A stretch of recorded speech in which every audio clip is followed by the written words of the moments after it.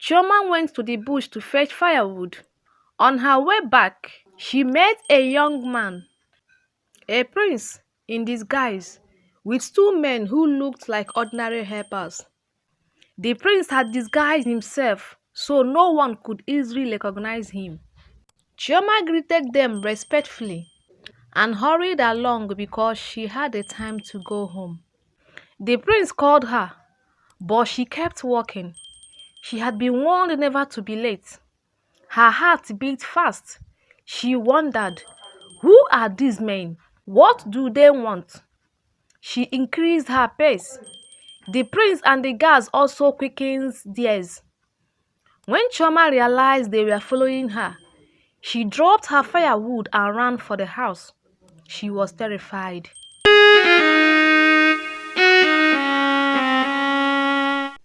In a faraway village, there lived a household of 5: the father, the mother, and their 3 children, 2 boys and 1 daughter. The daughter's name was Ada. Ada was very rude. She did not respect anyone. She was full of herself. If there was any bad quality you could think of, Ada had it. In that same house lived a maid named Chioma. Chioma was an orphan. Her parents were both dead. Chioma's mother was the younger sister of Ada's mother. When Chioma was born, her mother died during childbirth. Her father had already died before then. The shock of his death pushed her mother into labor. She did not survive. Ada's mother, the sister of the late woman, took Chioma in. But instead of raising Chioma as her own child, she treated her as a maid. Chioma did all the house chores. She went to the market to buy foodstuffs, came back and cooked, fetched water from the stream very early, and walked into the bush to gather firewood. She worked from morning till night. Chioma has been restricted most of her life. She was not allowed to join village youth gatherings or learn with other maidens. She did not know many things that happened around the village. She was rarely allowed out, so most of the village life was unknown to her. One afternoon, Chioma went to the bush to fetch firewood. Everything was calm. On her way back, carrying the firewood, she met a young man, a prince in disguise, with 2 men who looked like ordinary helpers. Chioma did not know he was a prince. The prince had disguised himself so no one could easily recognize him. Chioma greeted them respectfully, as she always did, and hurried along because she had a time to go home. The prince called her, but she kept walking. She had been warned never to be late. Her heart beat fast. She wondered, who are these men? What do they want? She increased her pace. The prince and the guards also quickened theirs. When Chioma realized they were following her, she dropped her firewood and ran for the house. She was terrified. Chioma arrived at the compound, breathless. The family asked, "What happened? Where is the firewood?" They scolded her and told her to go back for it. Meanwhile, the prince noticed the firewood Chioma had dropped. He ordered his guards to pick it up and to trace where she lived so they could return it to her compound. Soon after, the prince and his guards arrived at the house carrying her firewood. One of the guards held it.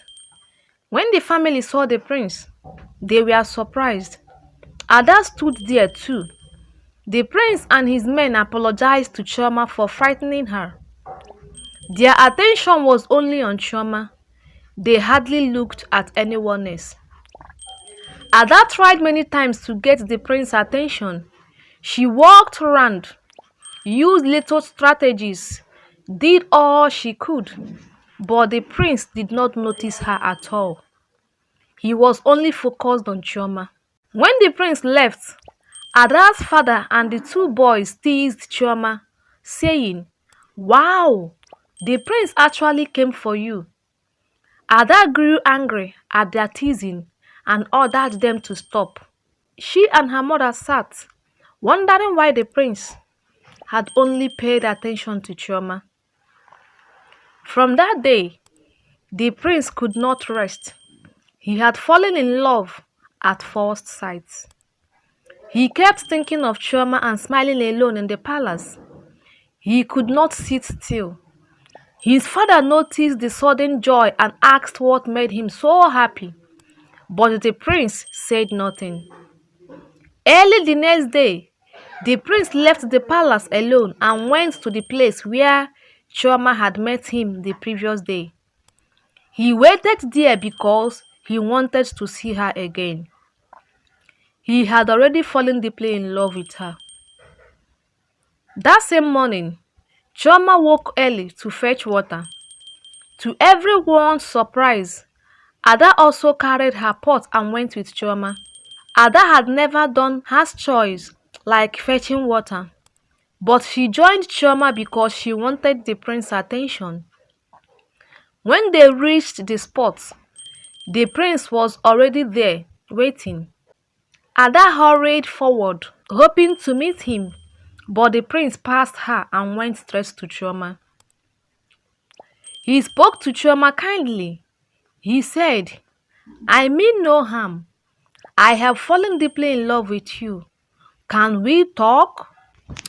Chioma was frightened, but the prince pleaded that if she would not meet often at the compound, they would meet at that place. He asked her to be his friend. After much pleading, Chioma accepted to be his friend. Seeing this, Ada felt a cold in her heart. In anger, she threw her pot of water down and broke it. But the prince did not notice. He continued talking with Chioma. Ada rushed home furious, pacing the compound. The mother scolded and asked what had happened, but Ada could not explain her pain. The prince returned to the palace full of joy. He could not keep still. Everyone noticed the excitement on his face. He smiled to himself because he had found someone he believed he loved. Not long after, the prince went before his father. He told the king he has found someone he loved and wanted to marry. The king asked where the girl was from. The prince explained that she was from their village. He did not know Chioma was an orphan raised in a household where she worked as a maid. The king accepted that she was from their village, but reminded the prince of the tradition of the land. The king said, "A prince cannot simply choose a wife."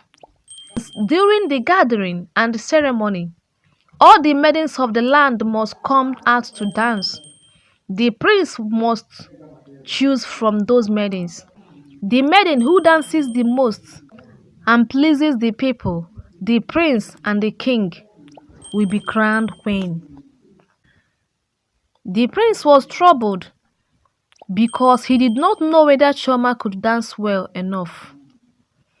The prince returned to Chioma and told her all this.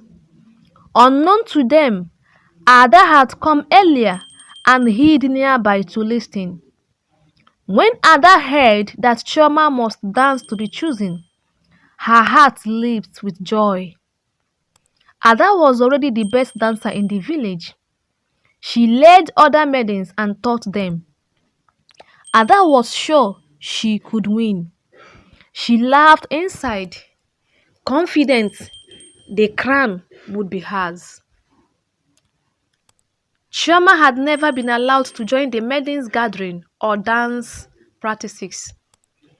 She did not know how to dance, but she listened and grew afraid. Ada left rejoicing, while the prince and Chioma worried about the tradition and how Chioma could meet it. Soon, the town crier went round the village beating his gong to announce the day of the ceremony. He told every maiden to be ready. Whoever danced best and pleased the king and the people would be crowned the queen. From that day, every maiden began to train. Ada, trusting her skill, did not push herself too hard. She already believed she was the best. Other maidens trained hard. Chioma could not join their training, but she started to learn in secret. One afternoon, Ada practiced proudly in the field. Hidden beneath a tree, Chioma watched every step. Chioma has gone to fetch water, but she stayed and studies Ada's moves in secret. After watching, Chioma would go to the stream or to the bush to fetch firewood and practice the same steps alone. Slowly, she taught herself the dance. The day of the ceremony came. The whole village gathered. The king sat with the elders.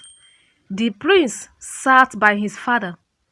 The maidens lined up, each waiting for her turn to dance. The drum beat and the music filled the air. But early that morning, Ada and her mother had turned to Chioma and warned her never to step outside that day. If you come out, consider yourself dead, they told her. Chioma was terrified.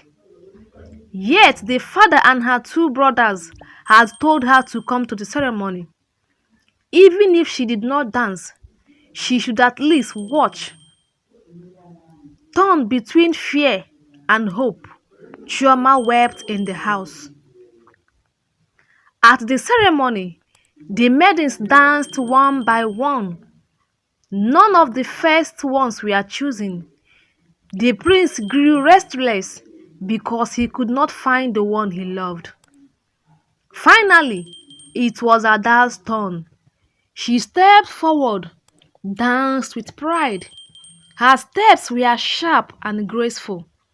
The mother rose and clapped. The father and the two brothers cheered. The elders smiled. The king raised his staff, a sign that the chosen one has been found. They placed a mark on Ada's face. The villagers cheered. Ada's family celebrated that their daughter would be queen. The prince, however, was not happy. Ada was not the woman he had come to love. At that moment, Chioma at home summoned courage. She left the house and walked towards the ground. When she arrived, she hesitated and almost turned back.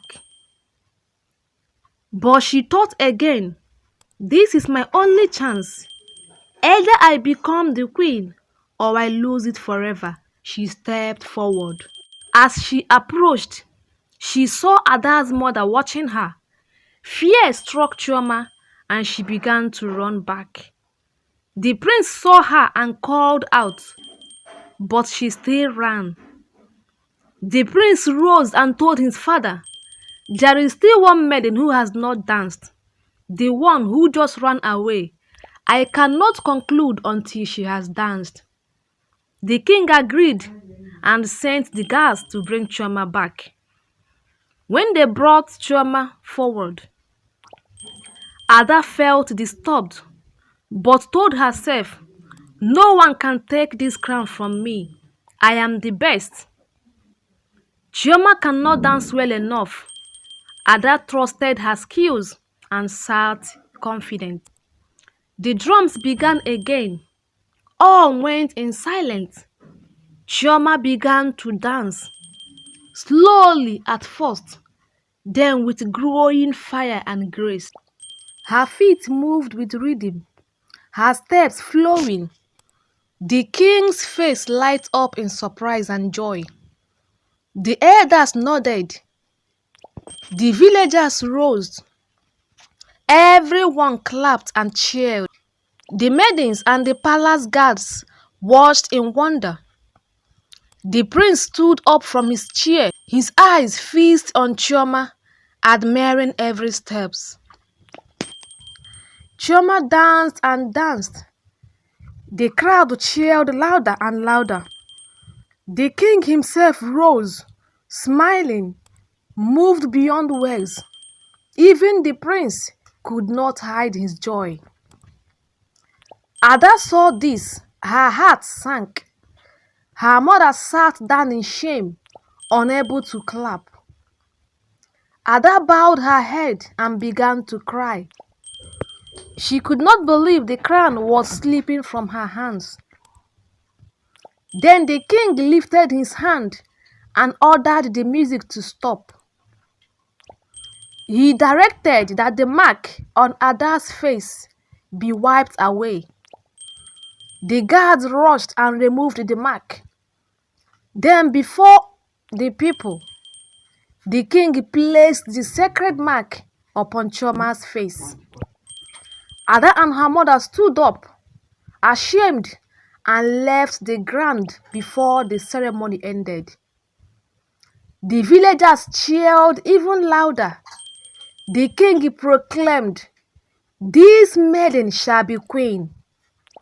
They crowned Chioma as the new queen of the land. The prince and Chioma knelt before the king, and he blessed them. And that is how Chioma the maid moved from tears to triumph and became queen.